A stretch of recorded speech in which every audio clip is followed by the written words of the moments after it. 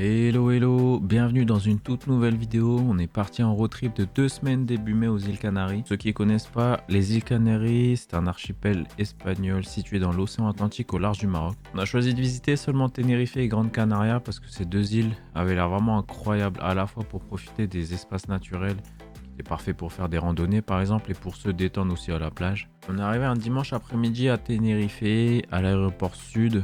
On a fait le choix de loger dans 2 hébergements différents pour notre séjour sur cette île pour tout visiter. Pour commencer, on a séjourné dans le complexe Ona Las Rosas, situé à Los Gigantes, un triplex avec terrasse, avec vue sur la mer et les falaises qui sont très connues de cet endroit-là. Je tenais absolument à être du côté ouest pour profiter des couchers de soleil et de la vue de dingue que nous offrait Los Gigantes. D'ailleurs, je vous recommande vivement cet endroit. Ensuite, on a séjourné pendant quelques nuits à Santa Cruz, la capitale de Tenerife dans le nord-est de l'île, pour se rapprocher du port et prendre le ferry vers Grande Canaria. Pour les déplacements, on a loué une voiture équivalente à une Polo via l'agence Keddy by Europcar. Bon, on voulait que ce soit pas trop petit ni trop grand, sachant qu'on allait rouler sur des routes de montagne. On s'est retrouvé avec une Clio noire et en termes de coût pour 7 jours, on a payé grosso modo 147 €, soit une vingtaine d'euros par jour. Hello la famille, j'espère que vous allez bien. Regardez où on est, Los Gigantes, c'est magnifique. Donc là il est 8h50, on va aller dans une petite ville qui s'appelle Masca. Normalement il ne devrait pas y avoir trop de monde non plus parce que c'est le matin et qu'on est en mai. Let's go, c'est parti. Notre première excursion de lundi nous a conduit à Masca, un village de montagne niché au cœur d'une vallée verdoyante. Pour y accéder, il faut emprunter des routes sinueuses en montagne quand même. Je vous conseille de vous arrêter aux différents points d'observation pour admirer la vue magnifique pendant votre ascension.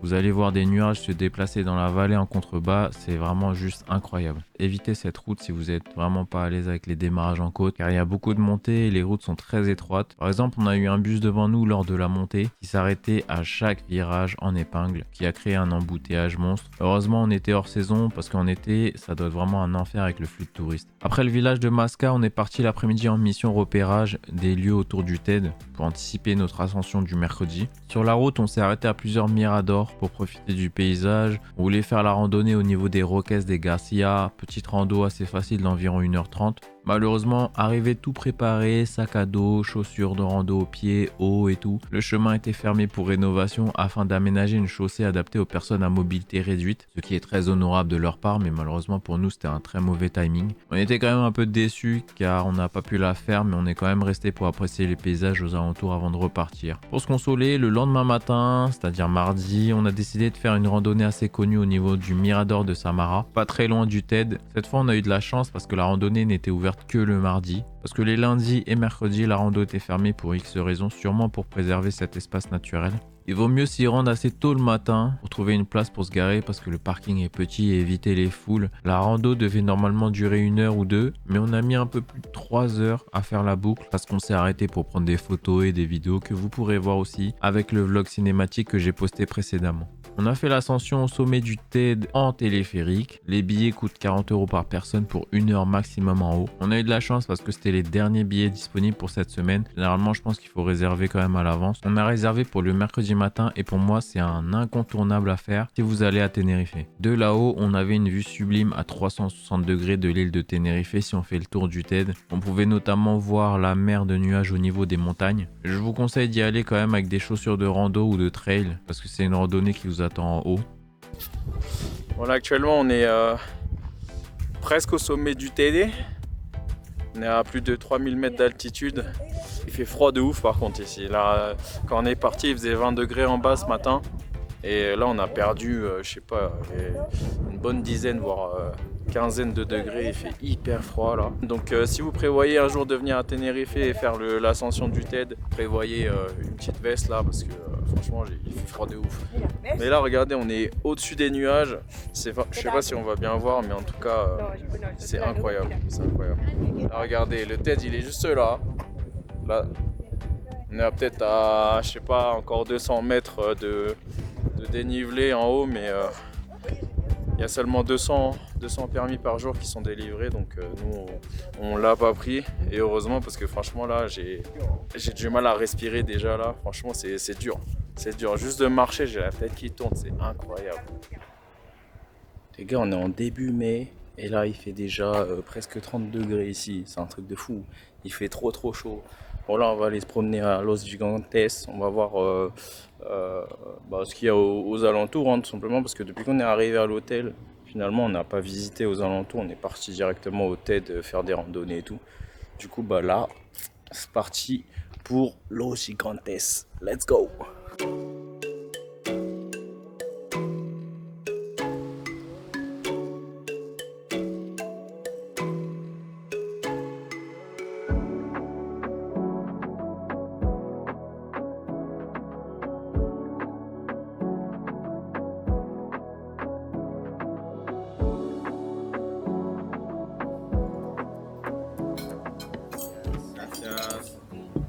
Oh les gars, faut que je vous montre ça de près.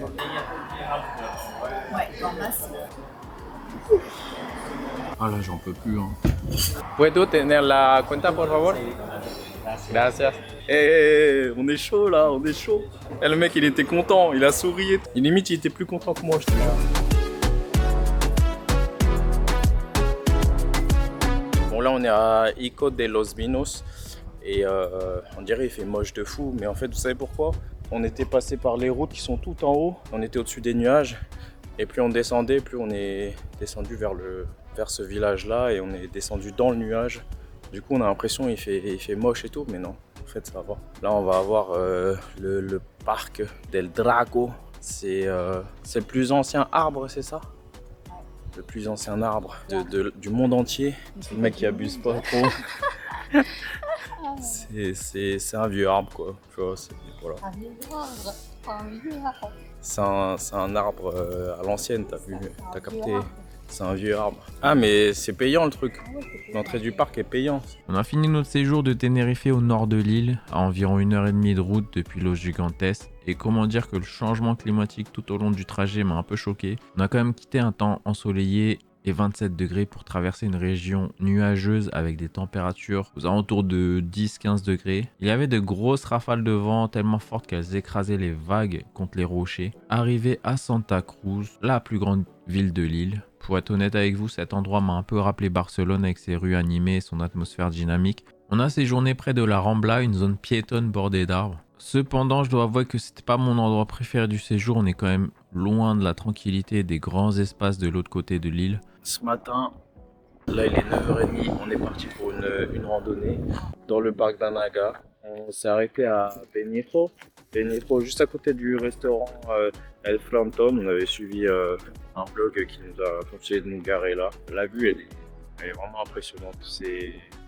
C'est abusé le changement de paysage. Je trouve que ici, c'est pas du tout pareil que dans le sud de Tenerife. Et pourtant c'est une île. Là vous regardez, tout est vert derrière nous.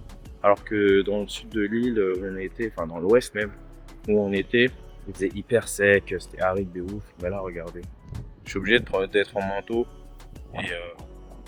et tout est vert autour de moi. Là, on va être parti pour la randonnée. Je crois que la boucle, elle fait normalement 2 heures. On va voir. Là, on va partir. C'est parti, let's go.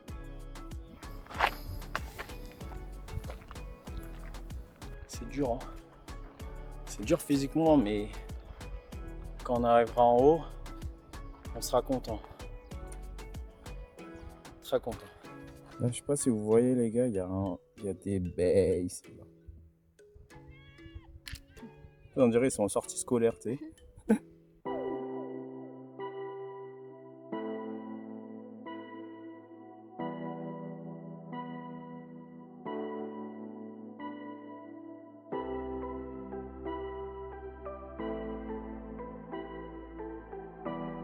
Ça y est, la randonnée elle est finie, presque finie, hein. Il nous reste peut-être 1 km, 1 km et demi à marcher encore, mais c'est du plat là.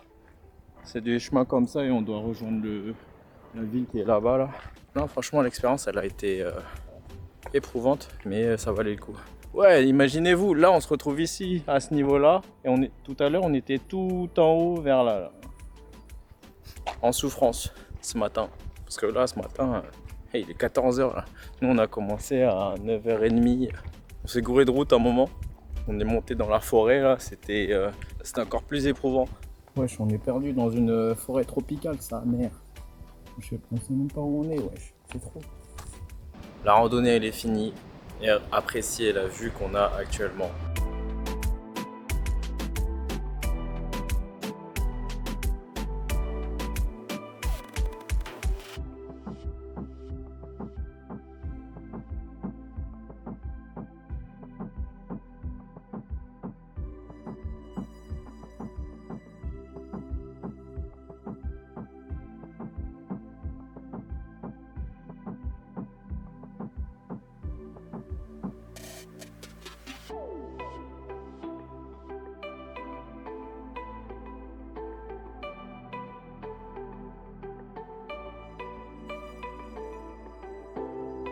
On est au mirador des Pico del Ingles. On est dans les nuages. Normalement, on est censé voir le pic du Teide d'ici, mais malheureusement, comme vous pouvez le voir, il y a beaucoup de nuages. Là, on va pas pouvoir voir le Teide, mais on a une très belle vue quand même. Et je trouve que c'est grave impressionnant d'être dans un nuage. Il y a beaucoup de vent. Par contre, c'est un peu dangereux. On va pas se mentir. On attend juste que ces nuages-là, ils partent pour qu'on puisse enfin prendre en photo le Teide qui est par là, à peu près. Priez les gars pour que le nuage se casse, parce que c'est stylé de prendre des photos avec la brume et tout ici là, mais là nous ce qu'on veut c'est El Teide en photo. Oui. De retour à l'appartement un peu frustré, on a commencé à chercher un autre point d'observation pour admirer le Teide. Et là, on a fait la meilleure découverte de tout notre séjour. Selon les avis Google, il s'agissait du plus incroyable mirador de l'île, le mirador del Chipeque. La route qui y menait nous faisait traverser des forêts de sapins que j'aurais aimé explorer en randonnée d'ailleurs. Bon, je crie pas parce qu'il y a du monde et j'ai pas envie de les déranger. Mais vous savez, hier, on a essayé d'avoir une vue du Teide, une photo du Teide. Partir del Pico del Ingles. Malheureusement, c'était ultra couvert. Et regardez un peu ce qu'on a aujourd'hui. Le Teide qui est là. Le dernier jour où on est à Tenerife, on a le meilleur spot. Incroyable timing.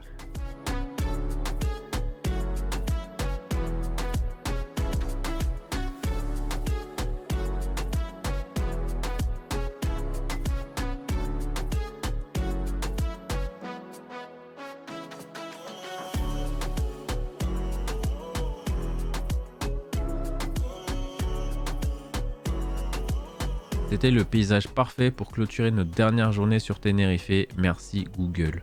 Heureusement qu'on a été vérifié que la zone d'embarquement était bien au niveau de Fred Olsen Express, parce que sur Direct Ferries, ils nous disaient d'aller sur l'adresse c'était un club nautique, je sais pas quoi, et le support ils m'ont bien confirmé comme quoi c'était là-bas.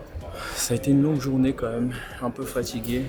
On a hâte de pouvoir manger, parce que là on n'a pas mangé en fait, on a juste pris notre petit déj ce matin. Là il est 18h36, on n'a qu'un seul repas, grosse journée, et ben là on va aller manger au restaurant. C'est un condiment américain. Le poulet au miel était incroyable à Barcelone, c'est vraiment un truc que je regrette et que je recherche toute ma vie désespérément en Espagne partout.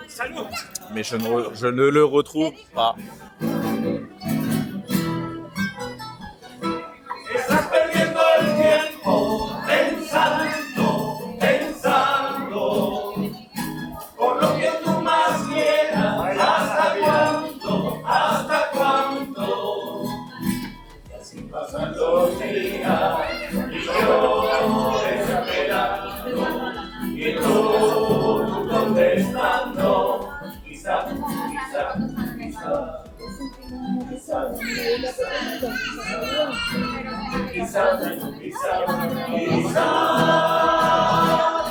J'ai trouvé une petite place dehors, petite update. On n'est pas hyper bien installé, mais ça va, on est là pour 1h20. Là, je regarde la mer au loin, elle a pas l'air d'être très calme. Hein. Aïe, ça va tanguer dans tous les sens. J'espère que j'aurai pas trop le mal de mer. Et voilà, on a donc parcouru le nord de l'île en découvrant des trésors naturels et panoramas de fou. Mais notre aventure ne s'arrête pas là. Maintenant, direction Grande Canaria. Eh ben, attendez, je m'hydrate un peu avant de parler. L'Ice Tea Maracuya. C'est la meilleure boisson, ça devrait exister en France, franchement. Assez bu.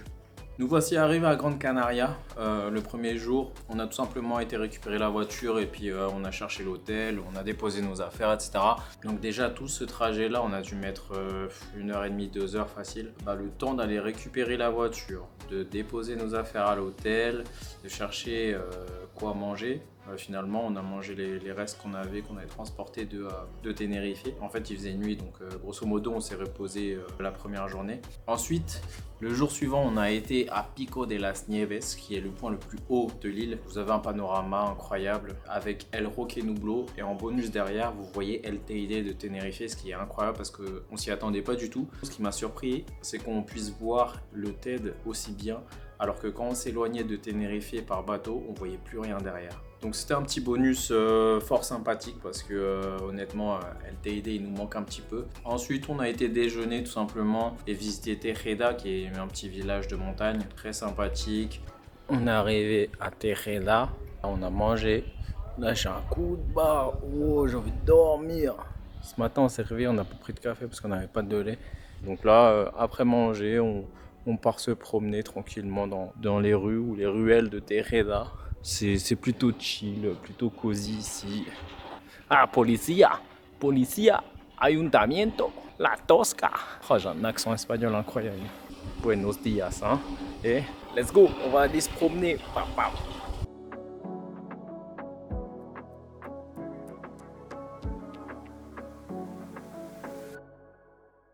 On trouve que sur Grande Canaria, il y a énormément en fait, de temps de trajet par rapport à Tenerife. Où là, Grande Canaria, on peut facilement faire des 1 heure de trajet juste pour aller d'un spot à un autre spot. Alors que Tenerife, c'était plus aux alentours de 30 voire 40 minutes maximum. Du coup, on est rentré pour profiter de la piscine et le soir, on est parti dans un restaurant qui s'appelle Taberna de la Caña. Una paella mixta para dos. ¿Y quieres algo de primero, pan con ajo o No, nada? ¿La paella de pescado y marisco o carne y marisco? carne y marisco. Muy bien, paella, carne y marisco. ¿Ya? Ya. Me voy, gracias. Gracias. Je peux goûter la sangria? J'aime pas moi. Ouais, laissez-moi avec mon esti là. C'est quoi ces boissons d'adultes dégueulasses? Moi c'est simple, chocolat chaud et iced tea.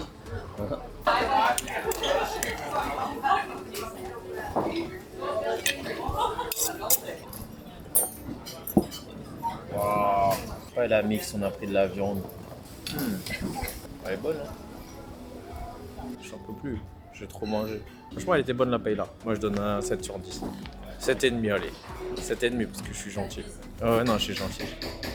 Ouais, juste ce qui est dommage en vrai, c'est le prix. C'est quand même assez cher. C'est 7 € par personne. Ouais, pour 2 crevettes et il y avait 2 moules par personne. C'était pas. On a pris une paella mixte. Du coup, il y avait de la viande et crustacés, c'est ça?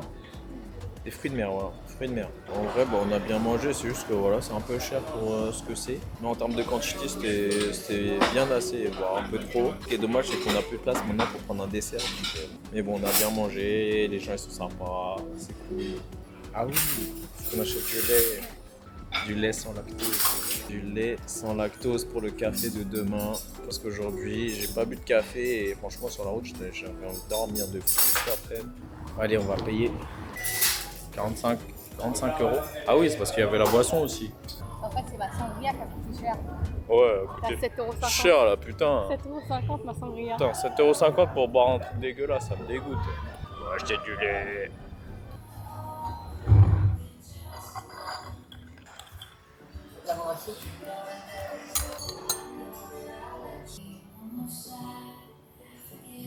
Le jour suivant, on est parti à Mirador del Balcón, où sur la route, on s'est arrêté pour voir Los Azulejos, qui sont grosso modo des roches qui sont bleues dans la montagne. Fort sympathique en vrai. Et encore une fois, comme je vous disais, il y a facilement 1 heure de route entre chaque spot. Notre hôtel et le Mirador del Balcón, il y avait 1 heure de trajet. Donc après 1 heure de route dans les montagnes, on a pu admirer les falaises et l'océan sur la côte ouest de l'île. On a ensuite repris la route pour aller aux piscines naturelles du Faro, qui est au nord-ouest de l'île, tout en passant par Agaete. Et de là, on a pu voir la mer se déchaîner et les vagues s'éclater contre les rochers. De tout en haut, on pouvait déjà comprendre les panneaux de prévention due à la violence des courants et ça donne pas envie de descendre se baigner au risque de se noyer bêtement, hein, forcément. On a ensuite fait le coucher de soleil aux dunes de Maspalomas. Honnêtement, c'est un des spots les plus connus, les plus prisés dans le sud de l'île. Et on a pu voir le soir même, effectivement, qu'il y avait énormément de personnes sur les dunes. Donc, on ne pouvait pas avoir une dune pour nous-mêmes. Donc, on a quand même pu profiter du coucher de soleil avec les dunes de Maspalomas. Et c'était vraiment joli à voir. La lumière, elle était vraiment belle. Le coucher de soleil était vraiment sympathique. Après, ce qui est dommage, voilà, c'est que le coucher de soleil se fait pas en face de vous vers la mer, mais se fait derrière les hôtels. Ensuite, on a été manger dans un restaurant grec qui s'appelle Greek Tavern. Et honnêtement, c'était un des meilleurs restos qu'on a fait ici. Ça nous a rappelé nos vacances en Grèce. Devinez ce que j'ai pris? Un gyros, évidemment, un gyros. Et honnêtement, ça nous a grave donné envie de retourner en Grèce. Et puis ce matin, on s'est levé hyper tôt pour pouvoir profiter du lever du soleil sur les dunes de Maspalomas. Parce que nous, on se situe grosso modo dans le sud. Pour aller aux dunes de Maspalomas, c'est 40 minutes à pied, mais en voiture, ça va, c'est 5 minutes. Je suis en train de marcher en plein milieu des dunes. On a fait le lever du soleil ce matin. On a réussi à prendre quelques clichés, quelques shots sympathiques. Je suis vraiment très ravi d'être là, aux dunes de Maspalomas. Parce que je peux vous assurer que c'est vraiment pas commun de voir ça, venant des Parisiens comme nous. Nous, dès qu'on voit des montagnes, des trucs qui sortent un peu de l'ordinaire, on est émerveillés tout simplement. Ça fait plaisir. C'est physique de ouf de marcher dans les dunes, hein. Dans le sable comme ça. Eh ben, profitez bien des images. Et puis, nous, on va continuer à marcher. Sur ce, j'espère que vous avez aimé cette petite vidéo. N'hésitez pas, comme d'habitude, à vous abonner, liker la vidéo, mettre un petit commentaire si vous avez aimé. Et si vous avez des questions, n'hésitez pas à les poser aussi en commentaire pour le road trip sur les îles Canaries. En tout cas, pour Tenerife et Grande Canaria, on pourra vous répondre assez facilement. Et puis, voilà. Merci pour votre soutien et puis on se dit à bientôt. Ciao.